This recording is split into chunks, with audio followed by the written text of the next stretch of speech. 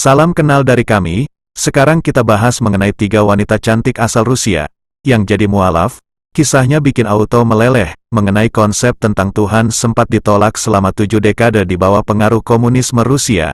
Meski demikian, kini negara bekas Uni Soviet itu menyaksikan kebangkitan agama yang cepat, salah satunya adalah Islam. Di laman berita budaya tentang Rusia, mewawancarai 3 perempuan Rusia yang memilih bersyahadat menjadi muslimah.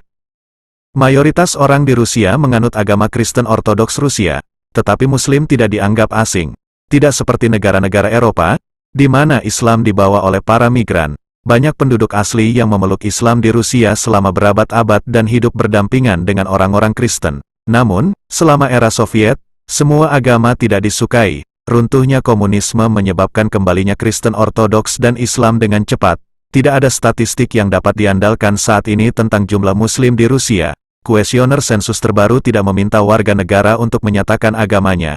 Jumlah Muslim Rusia biasanya dihitung dengan menambahkan anggota semua kelompok etnis di negara itu, yang secara tradisional Muslim, seperti Tatar, Baskir, dan Chechnya. Oleh karena itu, menurut data terakhir, ada antara 16 dan 20 juta etnis Muslim di Rusia atau sekitar 12 hingga 15% dari populasi Rusia. Ada juga Muslim baru, mereka yang bukan Muslim atau pemeluk agama lain kemudian masuk Islam. Meski fenomena tersebut jarang terjadi, kasus pindah agama dari Kristen menjadi Muslim lebih sering menuai sorotan ketimbang sebaliknya saat Muslim pindah agama menjadi Kristen. Berikut beberapa contoh warga Rusia yang pindah agama menjadi Muslim. Yang pertama, kisah mualaf gadis cantik asal Rusia bernama Irina Kondratyeva. Terlahir dari keluarga non-Muslim, ia akhirnya mantap memutuskan menjadi memeluk agama Islam. Irina menceritakan alasannya berpindah keyakinan serta peristiwa yang membuatnya yakin untuk menjadi mualaf. Sebelumnya dia sempat berkisah tentang keyakinan yang dianutnya dulu. Sejak kecil Irina mengaku mencari dan belajar terkait agama orang tuanya itu.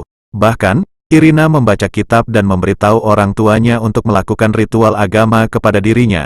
Tetapi mereka entah bagaimana melewatkan momen ini, sehingga Irina sejak kecil tidak mengalaminya. Salah satu peristiwa yang membuatnya mengenal agama Islam adalah ketika sering mengunjungi rumah sahabatnya yang merupakan seorang Muslim. Kedua orang tua sahabat Irina itu sangat menyayanginya dan seringkali menyebut dia sebagai putri mereka dan menganggapnya sebagai anak angkatnya. Irina melihat keluarga sahabatnya yang taat terhadap Islam dan menyukainya. Ada beberapa kebiasaan yang disukai Irina dalam kehidupan keluarga sahabatnya itu, seperti makan dengan tangan kanan.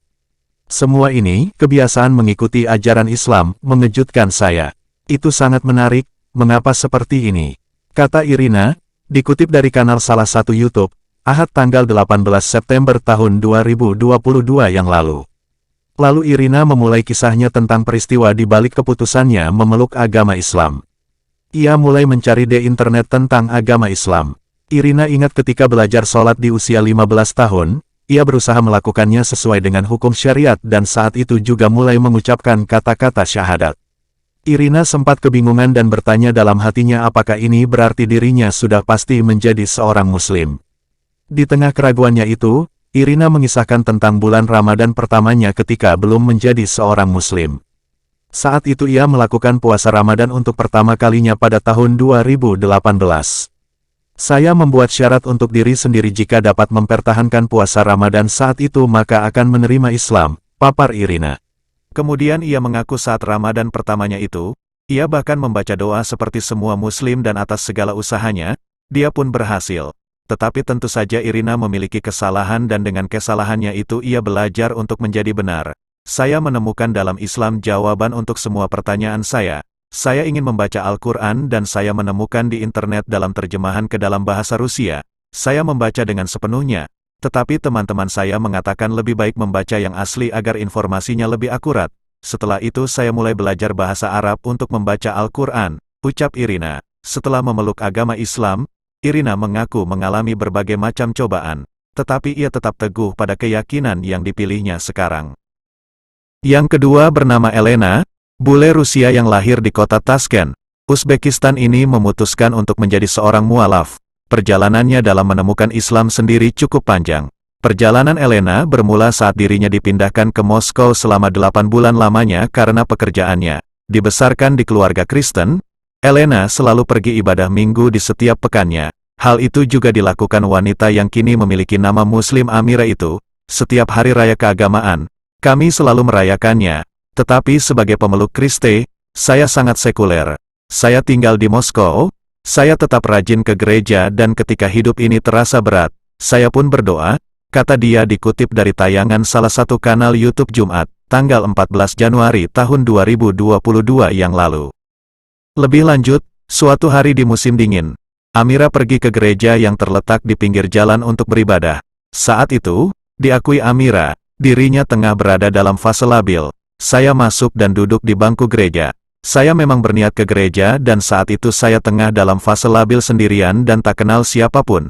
Saat itu berat sekali bagi saya dan saya juga masih belia. Kenangnya, di dalam gereja itu, Amira kemudian duduk di bangku sambil melihat-lihat sekelilingnya. Saat itu dia melihat seorang pendeta tengah bicara dengan satu nenek. Saat itu pertama kali dirinya kemudian bertanya tentang ibadah yang dilakukannya. Saat itu pertama kalinya saya bertanya pada diri sendiri, kenapa saya di sini? Kenapa saya harus ke gereja jika ingin bicara kepada Tuhan? Kata dia. Saat itu, ia kemudian menaruh lilin di depan gambar para santo. Namun saat menaruh lilin itu, Amira mengaku tidak mengenal sama sekali tentang para santo tersebut. Pemahaman agama lama saya dulu hanya sebatas ibadah minggu ke gereja, puji-pujian dan hari keagamaan, ungkap wanita berhijab itu. Dia pun mulai mengajukan banyak pertanyaan tentang agama, namun jawabannya tidak juga ditemukan.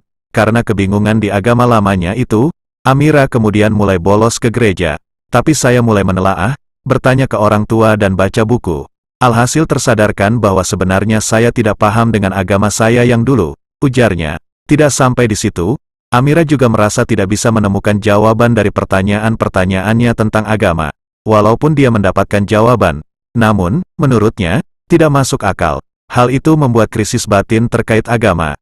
Pada saat itu jiwa saya perlahan menjadi kering kerontang dan menyebabkan timbulnya krisis batin terkait agama. Saya pun putuskan tidak pergi ke gereja lagi dan ini membuat saya menjadi gamang, kata Amira. Meski demikian, Amira merasakan bagaimana kasih sayang Tuhan kepadanya sehingga dia bisa menemukan Tuhan. Amira pun mempelajari sejumlah agama hingga akhirnya menemukan Islam. Pada waktu itu saya mulai menyadari untuk berserah dan pasrah saja. Pencarian saya lanjutkan sampai akhirnya saya menemukan Islam. Saya mulai baca buku-buku Islam sampai saya mengerti, sebab sangat banyak istilah baru dalam agama ini, jelasnya.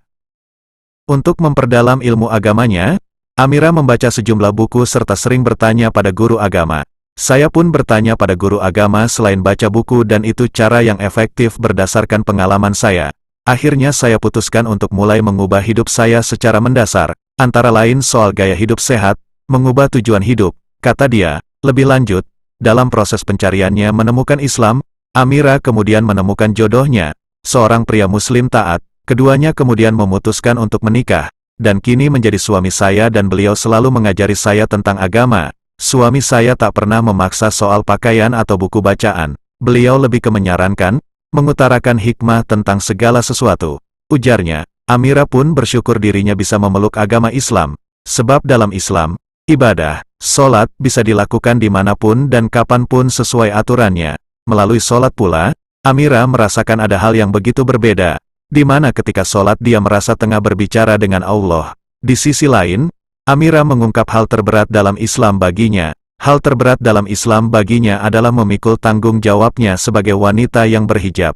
Karena saya ini orangnya aktif di bidang sosial, saya selalu dikelilingi oleh orang-orang dengan kondisi yang berbeda dan apa yang saya perbuat harus selaras dengan ucapan saya. Sebab, bagi orang lain, kita adalah cerminan dari agama yang kita yakini, jelas dia.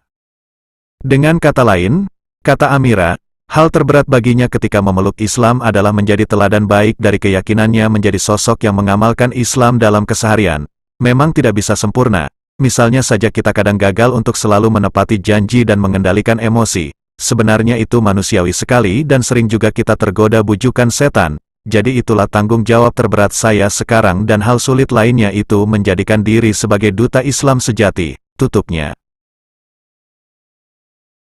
Yang ketiga bernama Uliana, saya tertarik dengan Islam sejak kecil. Di universitas saya belajar dasar-dasar agama dan bahasa Arab. Saya memiliki banyak teman Muslim, yang perilakunya sangat berbeda dari apa yang dianggap normal di masyarakat saya. Inilah mengapa saya memutuskan untuk masuk Islam. Orang tua dan teman dekat saya memahami pilihan saya. Seperti yang mereka harapkan, saya tidak memakai jilbab, dan hanya menutupi diri saya saat salat. Pada awalnya juga sulit untuk berpuasa, tetapi saya terbiasa dalam 3 tahun. Sulit juga untuk melawan stereotip tentang Islam. Banyak orang percaya bahwa Islam adalah agama yang kejam. Saya sangat tidak setuju dengan pandangan seperti itu. Semua ajaran ilahi diciptakan oleh sejumlah besar cinta. Ada banyak stereotip tentang Islam, misalnya, bahwa Muslim membunuh orang kafir, menikam hewan yang malang, memukuli istri mereka dan tidak menerima orang yang tidak percaya. Alasan sikap ini adalah ketidaktahuan. Jika Anda tidak memahami sesuatu atau takut, Anda harus mencari tahu. Apakah ketakutan itu realistis atau tidak? Sebagian besar ketakutan hilang ketika ada peningkatan kesadaran dan komunikasi dengan praktisi agama yang tepat. Demikianlah kisah menarik ini yang dapat kami sampaikan dan telah kami rangkum dari beberapa sumber. Semoga bermanfaat hendaknya.